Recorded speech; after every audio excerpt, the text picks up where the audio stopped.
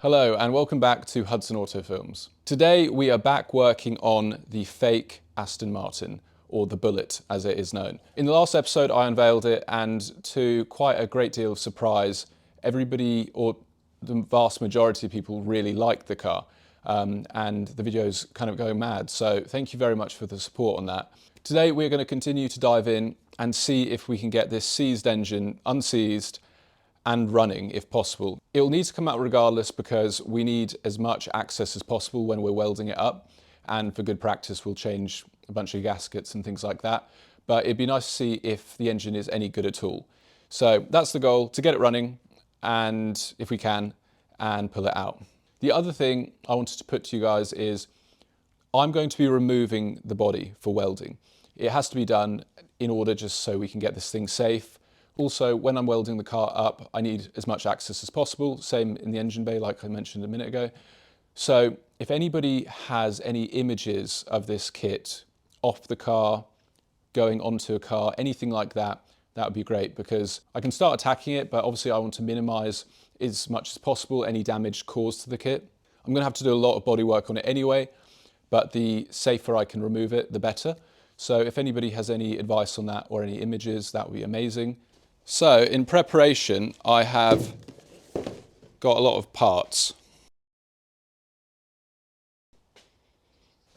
So for the sake of getting the car running, it's easier just to replace the whole ignition system, or the majority of it, because the amount of time it would take to track down electrical things, it's just not worth it when all of this will need to be changed when the car is on the road anyway for reliability. So what we're going to do is install all of this. We're going to bypass all of the wiring, because it needs to all come out anyway because it's an absolute rat's nest of wiring. So we're going to put all this in, bypass it, and then see if we can start it directly off the starter motor. But before we do that, we need to see if the engine is free. In the last episode, I filled the bores up with WD-40 as it was totally seized solid. I've let it sit, I haven't messed around with it at all, so now we need to see if we can get any movement out of it. Let's do it. So step number one, we're going to see if this engine has loosened up at all. Way, oh, come on. That is a free engine. That's way too easy. What? So that was incredibly easy, and the only way I can wrap my head around it is, I think because the engine oil was so old, it congealed, and that is what was stopping me from being able to move it last time by hand. So whatever the WD-40 has done, it's broken something down, it's broken that down, and now the engine is free. So that is very good. That means this engine might actually be usable, which is great. So let's go ahead and swap on all the new ignition parts and see if we can get her running.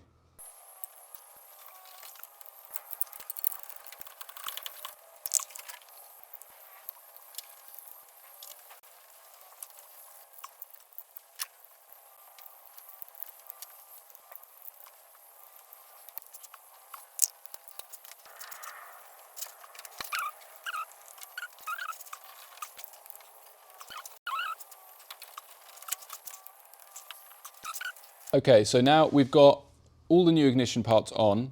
I've just put the coil here because this is jammed in, just looking to get the car started. So, ignition parts are done. I've topped up with oil, I've set the points. Now it's time to bypass the electrics. The way I'm going to do this is through a concoction of wires going from battery to the starter, to the coil, to the distributor, and then using a remote switch. So I'm going to rig that up, then I'll show you exactly what I mean. So this is our setup. We've got our battery down there. We've got the negative side of the battery going to a good negative earth. And we've got the positive side of the battery going to here. This red cable leads directly to the hot side of the starter motor. Then note this clip goes to our remote starter. And the other side of it goes to, it's very hard to show you.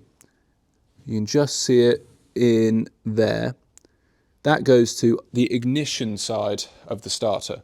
So essentially what happens is when we press this button, it should join everything together. So that is the setup in question, which should hopefully get the starter to move. But then obviously you've also got to create spark.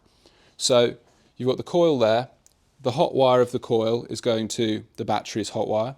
Then you've got the negative wire. I know it's a bit misleading, I'm just using rubbish old wires. The wires should be the other way around colour-wise. but you've got the negative going into the distributor. Okay, so if this is hooked up correctly, in theory, when I press this button, the engine should start to turn over. Once I know it's turning, it means the setup, which is going to the starter motor, is working. Then I need to check if we're getting spark from our hot wired setup. And then once I've got both of those things, I can add a fuel supply. But first, let's see if it turns over. Wish me luck.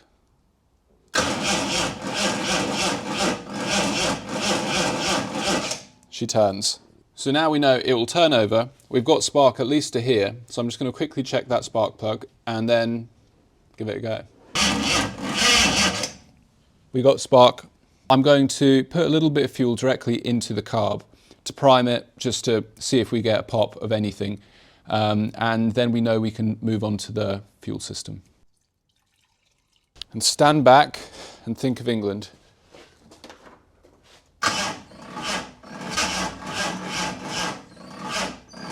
Who knows? Could be so many things. So we've got spark, we've not got fuel, so it's time to investigate. I think it must be timing. So what I'm going to do is I'm going to manually time it, not the proper way. I'm just going to loosen the nut that holds in the distributor and manually turn it whilst we're cranking it to see if it's just out of time. Again, all of this stuff has to be redone when it comes to actually setting the car up. I just want to see if it runs. I'm on a mission, so that's what we're going to do.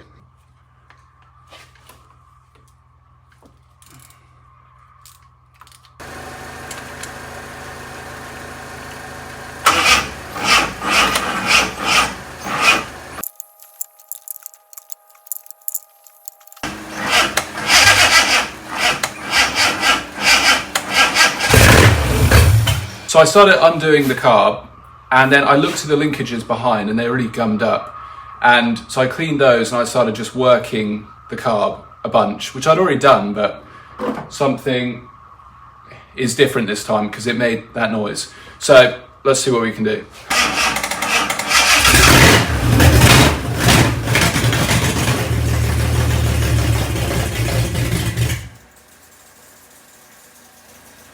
Oh, hey! Bloody hell. Sounds like a monster.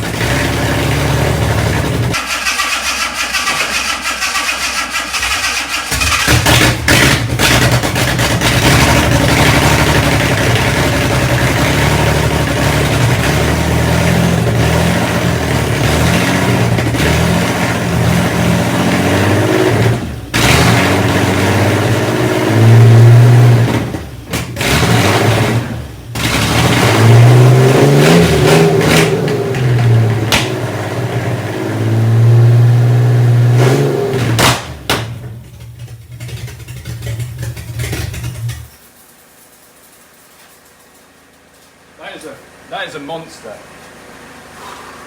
Bloody hell. I want to run it for longer, but it's got no cooling set up. Obviously, the coil has got a resistor in it, so you don't want to do that. And also, the nice little plug I made for the oil pressure gauge, well, didn't last very long. But that is exciting. That is nice. After all of that messing around, it runs, and for the brief moment, it sounded all right. So that's all we can hope for at this stage.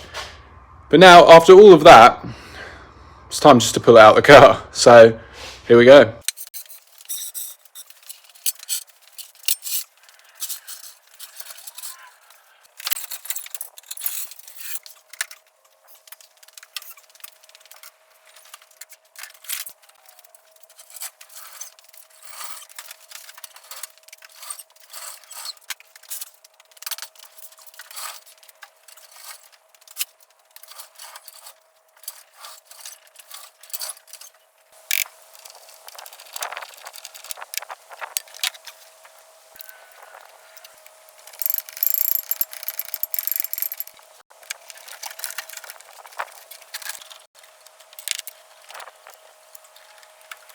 Okay, so the engine mounts are disconnected, the gearbox mount is disconnected, everything is disconnected. The only thing I haven't disconnected is part of the carb mechanism, because the gearbox mount had broken, so the engine for a long time has been sitting quite heavy at the back. So what's happened is it's pressed that mechanism against the bulkhead.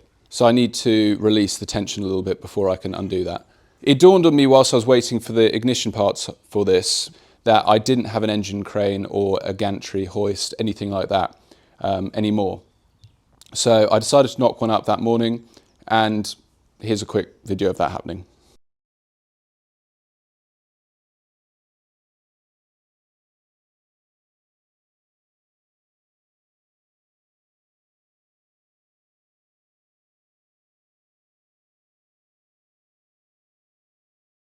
But now the big question is, will it work? Well, we're going to find out now. Don't try this at home. Don't buy a gantry off me.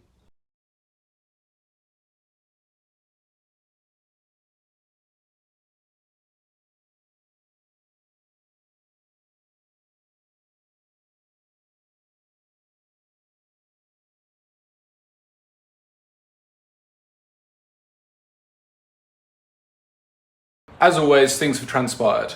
While the gantry did a great job at lifting the engine to a point, because it's static, it could only get us so far. So I've had to bite the bullet and get this. Usually the gantry would have been fine, but because the car is also static, because it doesn't roll, it's just awkward. So now we've got this, which moves to a point and all of that sort of thing. So let's finish getting the engine out.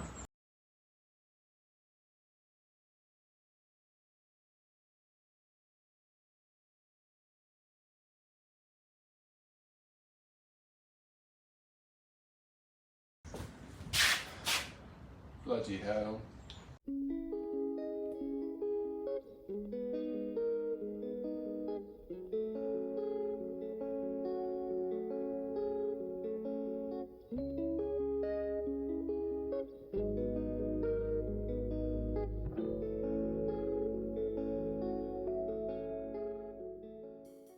Well, that wasn't very fun. But the engine is out, which is very good news. To explain in a little more depth what was going on, because I had to stop filming as much as I'd have liked to in order to properly focus on pulling this very heavy engine and gearbox out. As almost all of you all know, when you are pulling an engine out, there is not only the requirement to go up, but it's to be able to move the engine hoist or the car back so you can levy it out. In all the excitement of getting the engine running, that didn't come into my mind. So I pulled the car out, got the gantry there, two static things which allowed for zero movement. Then the engine was halfway out, thus I couldn't put the engine back in and move the car back in. So even when I got the engine hoist, which did help dramatically, the car was already stuck outside and I couldn't pull it back in because the engine was half out. So the engine hoist had pretty limited movement as well. Definitely helped a lot because of the way it arcs up, but it meant I had to lift it very, very vertically, which was less than ideal, but we got there in the end. But I have to say that is probably one of the most stressful, least fun engine pulls of my life so far. This car has made me so grateful that all of my other cars have wheels. Unfortunately, the red Aston, the axles are being dropped next week, but let's not go there. Remarkably, the ordeal only caused a little bit of damage. One bit you can see just there where the release of the tension against the bulkhead somehow caused the wing to flex, but it's fine, it's fiberglass. Another small bit, which actually has helped a little bit in a funny way because it's exposed how the kit is fitted.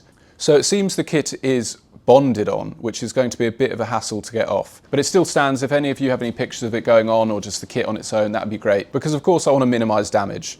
The whole car is going to need a lot of fiberglass work anyway, but thank God it's fiberglass and not aluminium, which is what we're used to. So that sounds absolutely fine. So nothing scares me a huge amount, except when we pull this off to see what state the car is in underneath. And I'm voting for pretty bad. But the comments were pretty unanimous and I totally agree. We should fix this up to the point that it's safe and enjoyable. It is the perfect car just to go and have fun in. It's a shame that classic cars have, especially over the last few years, started to become more and more unreachable on a budget. Even 5 years ago, getting a remotely solid classic car which you could just hop in and drive was achievable for under £1,000. Now that is near impossible.